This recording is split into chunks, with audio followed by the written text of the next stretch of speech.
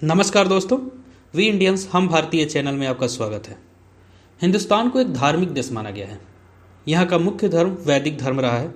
कालांतर में कई और धर्मों का उदय यहाँ हुआ। कई धर्म बाहर से आए और अपने अपने ढंग से भारतीयों को प्रभावित किया।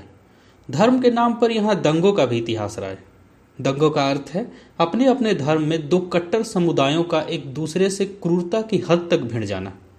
दंगा करने के लिए जरूरी है दंगों या धार्मिक झगड़ों में शामिल लोग इतने कट्टर हों कि उन्हें अपने धर्म में पूर्ण आस्था हो और उस आस्था के लिए वो अपनी जान भी देने को तैयार हो।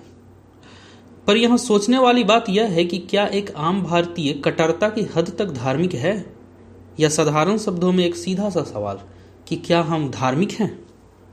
दोस्तों, मान लीजिए कि कोई फिजिक्स के प्रोफेसर हैं जिसने फिजिक्स के कॉन्सेप्ट्स पर अपनी अच्छी पकड़ बना रखी है। वो हर दिन फिजिक्स के कॉन्सेप्ट्स को और पॉलिश करते हैं, बच्चों के हर सवाल को ध्यान से सुनते हैं और बड़े ही धैर्य से उसका जवाब देते हैं। कोई अगर उन पर या उनके काम पर हंसे तो वे मुस्कुरा देते हैं। लेकिन एक दिन वे बदल गए। उन्होंने पढ़ाई करना बंद कर दिया। पढ़ने के बजाय किताबों की आरती उतारने लगे। क्लासरूम में बच्चों को पढ़ाने के बदले प्रसाद बांटने लगे और अपने छत पर लाउड स्पीकर लगा के फिजिक्स फिजिक्स चिल्लाने लगे। बच्चों के क्वेश्चन पूछने पर भड़क जाते हैं और अगर कोई उनके सम्मान के खिलाफ कुछ बोले तो मारने को दौड़ पड़ते हैं। दोस्तों, आपके कौन से वाले प्रोफेसर साहब अच्छे लगे? एक और वाकया देखते हैं। एक पिंजड़े में 3 बंदर रहते थे। पिंजड़े के सीलिंग पर रोटी बांध के रखा गया था। एक सीढ़ी उस पिंजड़े में रखी थी जो रोटी तक जाती थी। लेकिन जब कोई बंदर रोटी खींचता तो उस पर ठंडे पानी की फुहार गिरने लगती। इन तीनों बंदरों ने एक नियम बना लिया कि जब कोई सीढ़ी पर चढ़ने की कोशिश करे तो बाकी 2 बंदर उसे पीटेंगे। एक दिन एक बंदर को हटा के नए बंदर को लाया गया। जानकारी के अभाव में उस नए बंदर ने रोटी लेने की कोशिश की, लेकिन बाकी 2 बंदरों ने उसे पीटा। अब नया बंदर भी समझ गया कि जब कोई ऊपर चढ़े तो उसे पीटना है। क्यों, ये बात उसे पता नहीं थी। एक दिन तीनों बंदर बदल गए।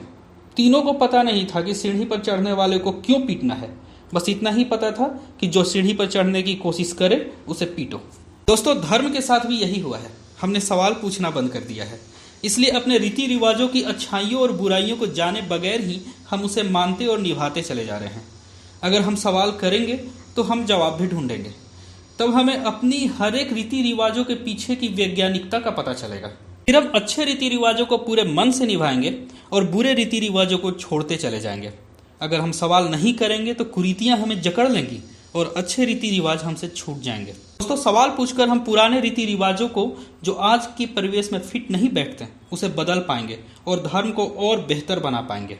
जो धर्म समय और परिवेश के साथ नहीं बदलता वह नष्ट हो जाता है, और धार्मिक व्यक्ति वो है जो धर्म को आत्मसात करता है, उसका इस्तेमाल नहीं करता। धर्म या मजहब इंसानों के लिए होता है, इंसान धर्म या मजहब के लिए नहीं होते। दोस्तों, आपको ये वीडियो कैसा लगा हमें कमेंट्स में ज़रूर बताएं। इस वीडियो को लाइक करें, इस चैनल को सब्सक्राइब करें और इस वीडियो को शेयर भी करें ताकि ज़्यादा से ज़्यादा लोग हमसे जुड़ सकें। धन्यवाद दोस्तों, हम फिर मिलेंगे ऐसे ही किसी नए प्रश्न के साथ।